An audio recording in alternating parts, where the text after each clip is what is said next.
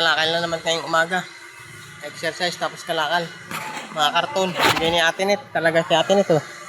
Ayan. Bati yung bote na sa sako. Karton. Okay na sa amin yan. Dito ko sa cluster na ano namin oh. Puno.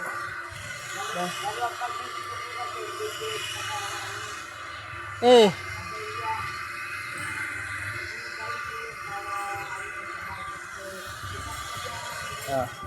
Morning. Pag nag-exercise, sinasabay ko yung pangangalakal ngayon tuwing umaga. Para pag uwi, may kalakal na kami.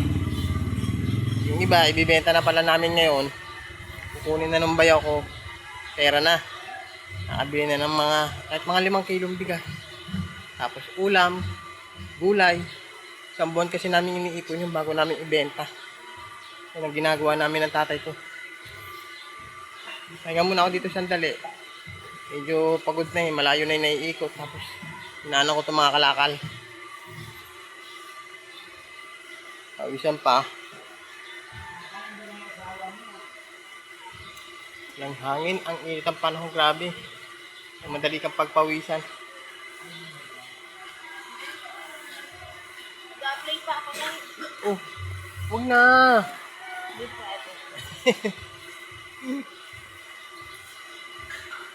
Pagod kami ni Yuki doon sa pagka-exercise. Nakakadalawang ikot pa lang kami. Yung mga isang ikot pa para okay na. Ay, may dadaanan pa kaming kalakal doon sa kamag-anak ko.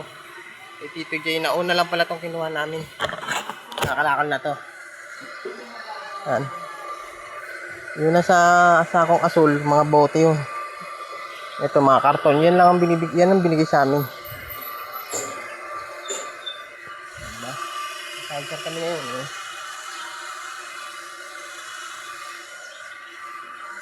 Yuki.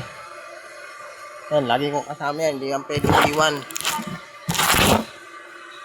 Nagtatampo kasi pag iniwan mo siya. Hindi ka papansinin. Kaya lagi siyang kasama. Hindi okay na rin may kasamang aso. Kabigat ko na rin yan dyan habang nag-exercise eh. Habang nangangalakal na rin. Medyo makulimlim ngayong umaga oh. Tara na. Okay, uwi na tayo. Para may babaan na yan dun. Malapit na rin naman kami. Yeah.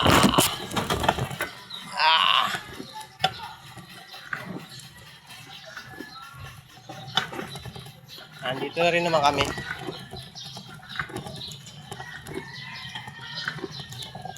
Okay. Okay, nandito na tayo. Oh, yan yung mga kalakal na ibibenta. Oh. Okay. Morning. Oo.